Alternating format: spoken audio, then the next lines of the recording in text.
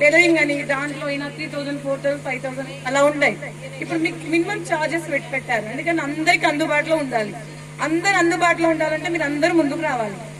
ఇంట్లో ఉంటే ఏమి రాదు, ఇంకొకరి మీద డిపెండ్ కావాలి.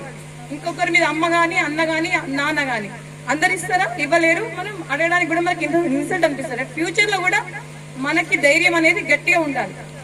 అది ఎవరికి ఉండాలి? మహిళలం కాబట్టి మన ధైర్యం మనకే ముందు గట్టిగా ఉండి మనము మన కుటుంబాన్ని ముందు తీసుకెళ్ళాలి.